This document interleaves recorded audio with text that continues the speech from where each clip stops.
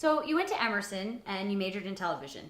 But how'd you end up here? How'd you end up in LA? What did you do before Intern Sushi? I majored in television. I moved out to LA. I interned at a bunch of television and film production companies.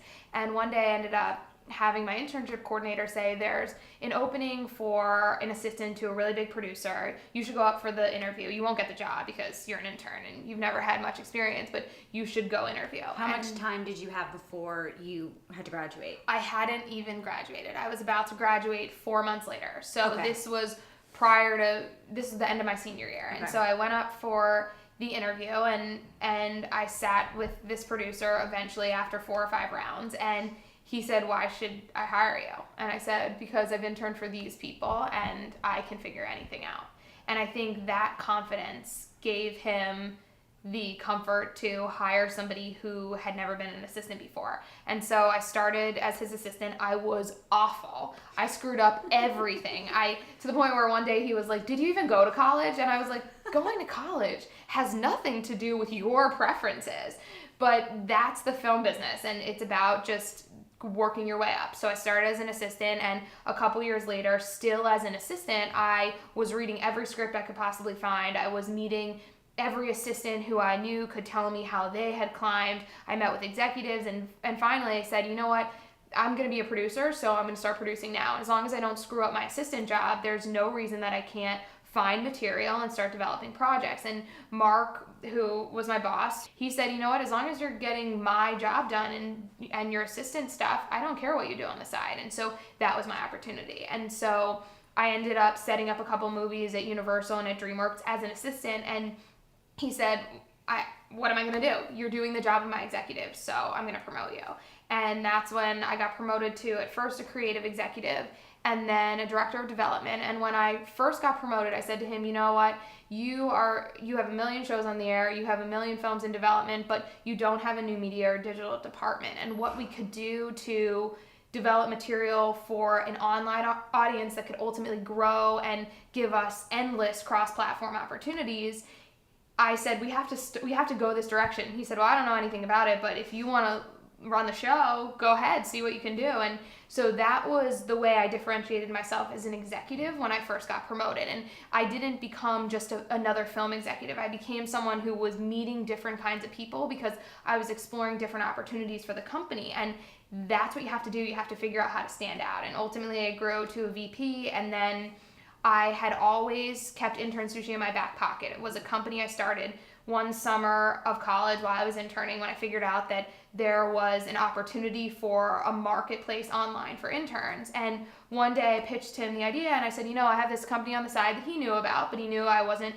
working on it on his time." And I said, "And the idea is to completely reinvent the internship process." And Mark, being a huge proponent of mentorship and of internships in general and just educating young talent, he said, "Well, what is it?" And when I pitched him the idea, he was like, "I'm in. Let me invest and work with you to get this off the ground." And so I ultimately turned my boss into my biggest investor, which is a testament to the work that I did for him, but also the most tremendous opportunity that doesn't fall from the sky. But it was a systematic order of events that made him comfortable with giving me his money, which is a far greater gift than just paying someone's salary. To say, not only am I going to pay your salary, but I'm betting my money on you.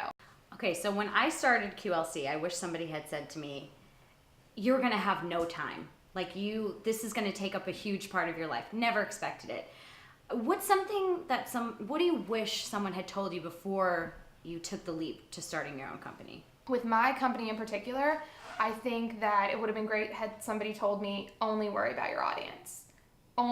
Everything you do, go back to your audience, whether it's the size of your audience and growing your audience, whether it is what your audience thinks of every little feature, whether it is what does your audience think of your logo. Always go back to your audience, because it doesn't matter what you think. At the end of the day, the best entrepreneurs are the ones who look to their customers and look to their audience in general and say, "You tell me what to do." And if I look to my audience to direct me, then I'm fine. But if I go in and say, "It has to be this way," I'll fail. It's all about what they tell me to do, and I'm at their beck and call. And if I can produce my company that way and direct it that way, that's how I'll be successful. How do you have a personal life?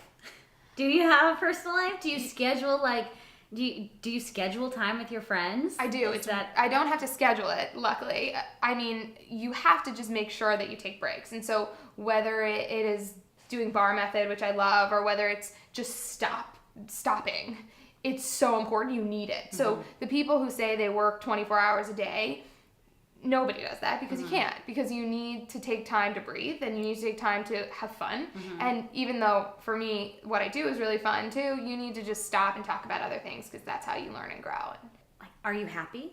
Of course. I mean, I have the world at my fingertips should I choose to take it, and I believe anybody does. And so for people who feel like they don't have a chance, they just haven't created a chance for themselves. I don't think opportunity is a gift. I don't think that things will fall from the sky, because they won't. You have to literally go after what you want, and there's no greater fun or freeing or exhilarating moment in life than being able to try to accomplish something that somebody hasn't accomplished, or to be able to solve problems. For me, I mean, there's no more fun, and I could not discover a greater happiness than fixing something. And so that's what I'm doing, is trying to fix things. Do you feel like you're missing anything in your life right now? Anything that you really wish you had that could kind of complete your circle? Time. I think that if I just had time in a day where I could read a book, or where I could just go for a walk, the things that like a lot of people take for granted, I wish I had. I wish I just could really actually stop, because even when I stop and hang out with my friends, I'm always thinking, okay, well, oh wait, I have to do that, or like, how does this connect to that? And I just wish that I could freeze time, and for 1 minute everyone would be frozen too, so we all wouldn't have to worry about, well, if I'm not talking to this person, they're off doing this. So that's something that like I don't think I'll ever have, but I will be able to make that possible for myself if I excel at what I need to excel at right now. Take a break. Yeah, sleep. Yes, or sleep. Yeah. I have to schedule naps for myself. Yeah, that's good. I'm envious of that.